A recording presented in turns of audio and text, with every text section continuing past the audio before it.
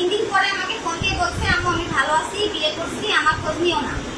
এই বলে ফোনটা আমি তোমার সাথে কথা বলবো, দাঁড়াও কথা বলবো, তুমি কোথায়, তুমি আমার সাথে কথা বলো, ফোনটা কেটে দিয়ে চলে গেছে। সেটা হচ্ছে কালিয়া করে। হ্যাঁ, সেখানে যে মানে ওখানেও গেছিল, ওখান থেকেও মানে ওখানে মানে যেখান থেকে ফোন দিছিল কালিয়া থেকে ফোন দিছিল, নড়াইল কালিয়া। হ্যাঁ মানে ওই যে বিয়ের 3 দিন পরে যখন ফোন হ্যাঁ যখন চলে গেছে আমার তো আজকে অনেক কিছু সকালে তো অনেক কিছু চলে যাচ্ছিল, সকালে? আগেও 2বার গেছে বললাম না অনেক কাছে, মানে ওই স্বামীর কাছে চলে যাচ্ছে, চিঠি লিখেছে।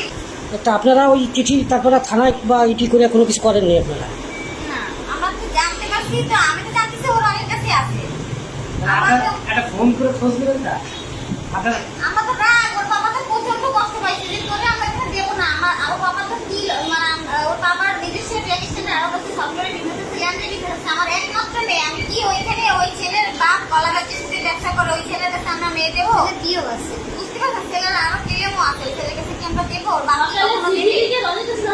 হ্যাঁ, এরপরে আগেও 2বার গেছে, আমরা অনেক বোঝানোর চেষ্টা করছি, ওর বাবা অনেক বোঝানোর চেষ্টা করছি, কিন্তু মেয়ে কোনো তাদের কথা শোনেনি। আবার কালকে চিঠি লিখে এরকম চলে যাচ্ছে, যে এমনি পড়াশোনার রুটিন মানে পড়াশোনা প্রতি চাপ দিয়ে হয় তখনই ওরকম। কোন ক্লাসে পড়তো?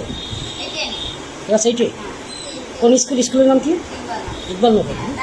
এই অবস্থা, মেয়েকে যখনই চাপ দেওয়া হয় পড়াশোনার জন্য মেয়ে তখনই বলা। এতদিন বলছে আমাদের ঠিক আছে আম্মু যে আমি যাবো না বা কিছু, মানে ছেলের নামে তো প্রচুর কেলেন। তারপরে এগুলো আমরা পরে জানতে পারছি। না অত্যাচার শুনিনি, কিন্তু ওই ছেলে হচ্ছে কবিরাজ। হ্যাঁ মারলো কি রকম? বস্তার ভাঙাচ্ছে। আল্লাহই মাফ। ওখানে আর কি, মানে ওর কাছেই তো গেছে, ওর উদ্দেশ্যেই তো গেছে। মানে ও তো আমাদের কাছে চিঠি লিখেই গেছে যে রনির কাছে যাচ্ছি আমরা, রনি আমার স্বামী, আমি ওর কাছে যাচ্ছি, ভালো থাকবো। ও তো আগেও 2 মাস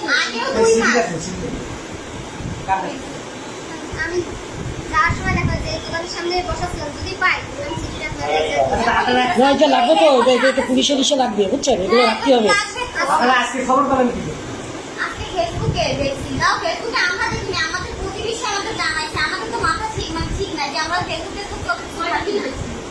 দেড়টা 2টা না তারও পরে 2:30টার দিকে জানতে পারছি যে ফেসবুকে ছবি দিছে আজকে দুপুর 2:30টায়। হ্যাঁ, তারপরে ফেসবুকে ছবি দেখে আমরা তারপর সাথে সাথে আমরা 2:30 মিনিট